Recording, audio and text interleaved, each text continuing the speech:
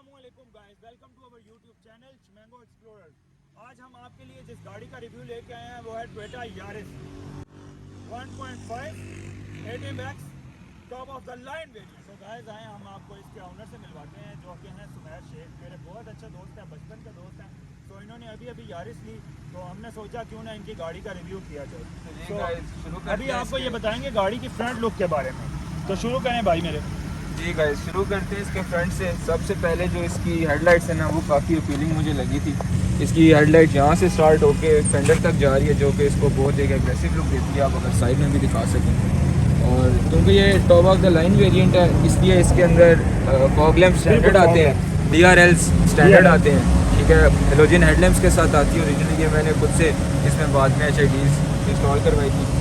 Front का bumper अगर आप देखें तो पियानो ब्लैक फिनिश में और टू टोन कलर है जो कि इसको बहुत स्पोर्टी लुक देता है और बहुत खूबसूरत बनाता है। और प्लस इसकी जो आप ये करेक्टर लाइंस देखें फ्रंट बॉनेट में भी इसी तरह जैसे ग्रैंडी में आती थी। और प्लस इसकी आप अगर साइड प्रोफाइल दिखाएं इसकी ये करेक्टर लाइंस बहुत मुझे अपीलिंग लगी थी जो कि ये फ्रंट फेंडर से स्टार्ट होती हैं, इसी तरह ये आती फ्रंट बैक फेंडर तक जा रही है।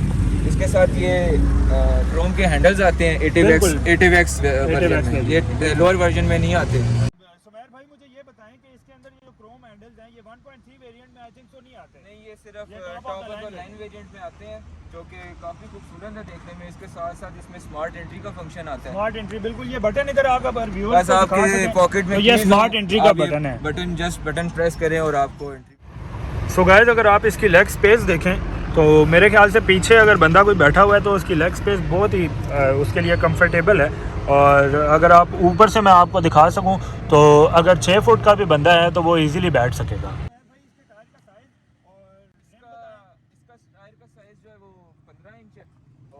पहले जब ये इनिशियली लॉन्च हुई थी तब इसमें ब्रिजस्टोन का टायर आ रहा था, लेकिन उनको पता चला पाकिस्तान है तो उन्होंने BG ट्रैको प्लस का टायर देना शुरू कर दिया। और TRD का इसमें रिम आता है इसके साथ।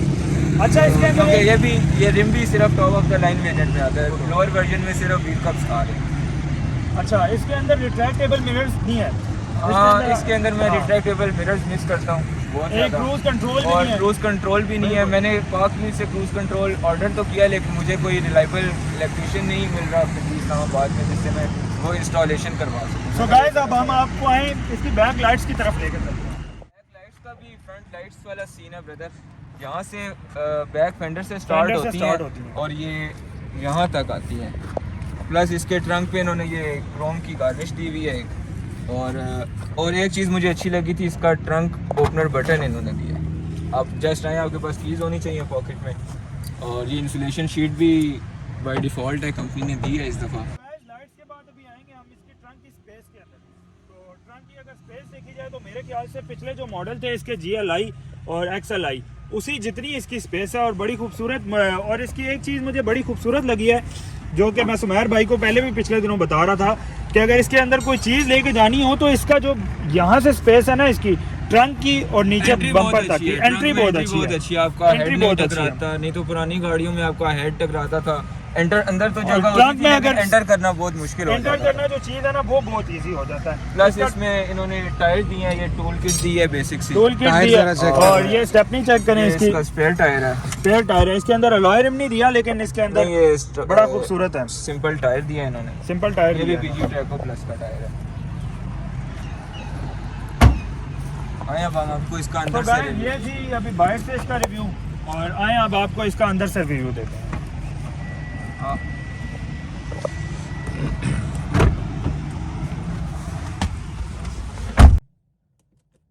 सो गाइस अभी हम इसके अंदर आ चुके हैं और बड़ा ही खूबसूरत किस्म का इसका इंटीरियर है। और अभी आपको इसकी बाकी डिटेल वगैरह हम डिस्कस करते हैं तो आपको साथ साथ बताते जाएंगे कि इसके इंटीरियर में क्या क्या चीज़ें आती हैं।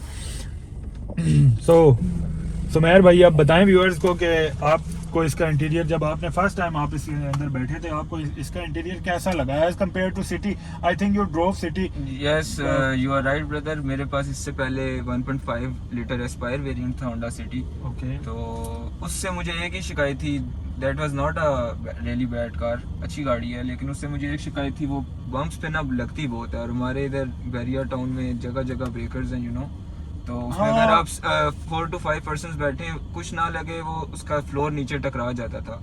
और प्लस उसकी राइड बड़ी स्टिफ थी, सस्पेंशन बहुत स्टिफ है उसकी as compare to Toyota Yaris.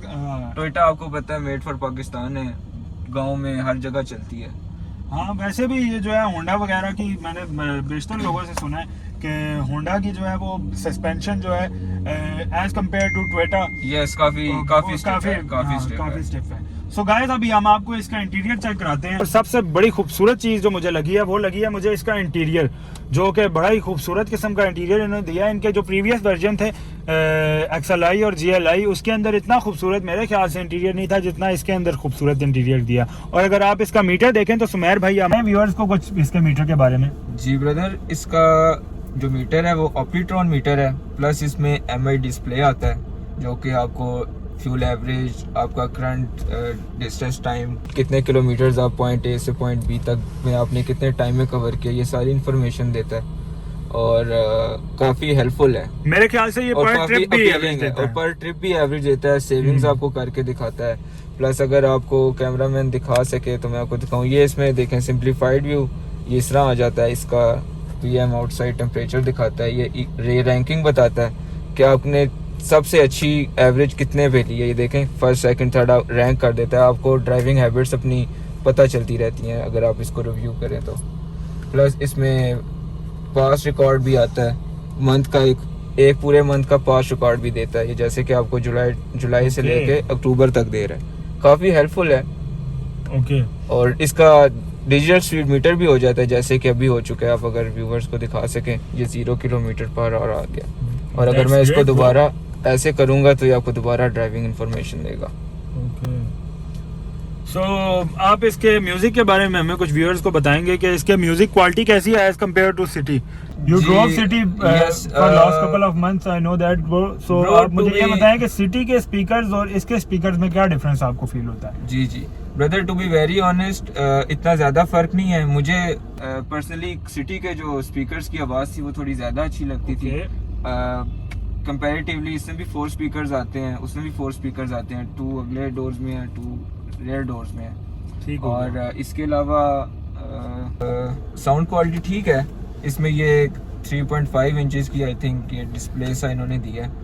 अच्छा, इसके क्लाइमेट कंट्रोल के बारे में मुझे कुछ बताएं। ये बहुत अच्छा इन्होंने दिया है। आप अगर दिखा सकें, एक तो ये ग्लॉसी फिनिश में है, ग्लॉसी फिनिश है, ब्लैक जो कि बहुत पियानो ब्लैक ग्लॉसी फिनिश है जो कि बहुत अपीलिंग है। प्लस ये इसमें ऑटोमेटिक क्लाइमेट कंट्रोल है जो कि सिंगल जोन है, डुअल जोन नहीं है लेकिन सिंगल जोन है, लेकिन बहुत अच्छा वर्क करता है। मैंने इसको अभी रिसेंटली खुंजराब का ट्रिप किया था, मैंने जैसी गाड़ी परचेज की थी तो हीटर भी यूज़ हुआ, इसका AC भी यूज़ हुआ काफ़ी मुझे। अच्छा, वैसे अगर आपने गर्मियों में ये गाड़ी ड्राइव की है सुमेर भाई, जी तो मुझे ये बताएं कि गर्मियों में इसकी AC की परफॉर्मेंस कैसी थी? ब्रदर, AC की परफॉर्मेंस बहुत अच्छी है इसकी, मतलब लेकिन एक मुझे इसके थोड़ी सी शिकायत है, इसके जो साइड वाले डक्ट्स है ना, इसमें हवा का जो प्रेशर है कंपैरेटिवली ये मिडिल के बहुत स्लो है, जो कि XLI GLI या कोई भी आप गाड़ी लेते हैं उसके 4 डक्ट्स में इक्वली एयर डिस्ट्रीब्यूट हो रही है। सो ब्रदर मुझे ये बताएं कि जो आपने खुंजराब का टूर किया है जी उसके बारे में मुझे कुछ बताएं कि उसके अंदर आपको क्या एवरेज मिली है और गाड़ी कैसी कंफर्टेबल ड्राइव थी, क्योंकि that's a very long drive. So I am keen to know that कि आपने वो इतनी लंबी ड्राइव की, तो उसमें मुझे बताएं कि आपको कैसा एक्सपीरियंस था आपका। जी ब्रदर, काफ़ी अच्छी इसकी फ्यूल एवरेज भी रही। काफ़ी आपको पता है हिली स्टेशन में तो इतनी बंदे की स्पीड होती नहीं है, लेकिन काफ़ी इसने अच्छी एवरेज दी है मुझे। मोटरवेज पे तो ये मुझे अंडर अराउंड 110 to 120 मुझे ऑलमोस्ट ये 17-18 दे देती है। और इंटरसिटी मुझे ये 12-13 आराम से, क्योंकि मैंने समर्स में परचेज़ की थी, परचेजिंग डेट मेरी समर की है, तो गर्मियों में मैंने इसका AC वगैरह यूज़ किया, उसके साथ भी ना ये मुझे इंटरसिटी 12 to 13 दे देती है बिल्कुल आराम से, जो कि इसको एक बजट कार फ्यूल एवरेज वाली कार भी बनाता है। अच्छा, इसके फिगर्स काफी इंप्रेसिव हैं। That's great bro. मोड्स में गाड़ी चला के क्या आपको फील होता है और मोड्स के बारे में बताएं। जी, नहीं, इसमें 4 ड्राइविंग मोड्स आते हैं। इको की लाइट ऑन हुई हुई है, ये एक इसका इको मोड है, एक इसका अगर इको को आप हटा देंगे ये इसका नॉर्मल ड्राइविंग मोड पे चली जाएगी, ठीक है। और अगर इसमें थर्ड जो मुझे बहुत पसंद है, मैं शुरू में समझ रहा था एक सिर्फ गिमिक है, लेकिन ये एक्चुअली वर्क करता है। ये तीसरा इसका मेरा स्पोर्ट्स मोड बहुत फेवरेट है, जो कि इसको काफ़ी एक्सेलरेट गाड़ी लंबे गियर करके शिफ्ट करती है।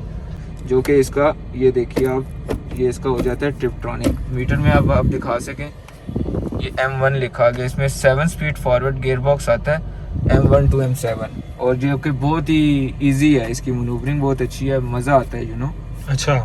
मैंने खुंजराब पे ब्रेकिंग बहुत कम यूज़ की, मैं सिर्फ गियर अप और गियर डाउन करता था। ऐसे गियर अप होता है, नीचे की तरफ डाउन होता है, बहुत मज़े की इसकी ड्राइव होती है। फिर अच्छा, मुझे इसकी फ्यूल एवरेज का बारे में बताएं कि अगर आप इको मोड में चलाते हैं गाड़ी तो आपको वो तब क्या एवरेज देती है, नॉर्मल मोड में चलाएं तब क्या एवरेज देती है, और स्पोर्ट्स मोड में चलाएं तो उसको तब क्या एवरेज देती है, वो बताएं मुझे। जी ब्रदर, इको मोड मुझे क्योंकि इतनी जल्दी नहीं होती, मैं क्रूजिंग मोड ही कर रहा होता हूँ मोस्ट ऑफ द टाइम्स, तो इको मोड में बहुत अच्छी एवरेज आती है। अगर मैं बिल्कुल बड़े प्यार से चलाऊँ ना तो मैं इंटरसिटी भी इससे 14 से 15 बहुत आराम से ले लेता हूँ।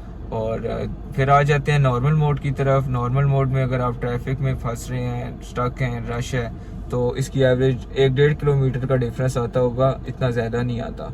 और स्पोर्ट्स मोड पे, क्योंकि स्पोर्ट्स मोड हम यूज़ ही तब करते हैं जब अपने गाड़ी से परफॉर्मेंस लेनी होती है, ठीक है। और जब स्पोर्ट्स मोड पे करते हैं तो बहुत ही मज़े की, प्लस जब इसका ट्रिप्ट्रॉनिक हो जाता है ना गियर, उसकी जो शिफ्टिंग है ना गियर की, वो बहुत ही स्मूथ है, उसमें कोई लैग नहीं है, आपको ऐसे ही लगता है आप कोई वीडियो गेम खेल रहे हैं, जस्ट लाइक दैट। ओके। और क्या क्या इसके अंदर ऐसी चीज़ें आपको दी गई हैं जो कि बाकी गाड़ियों में अच्छी नहीं है?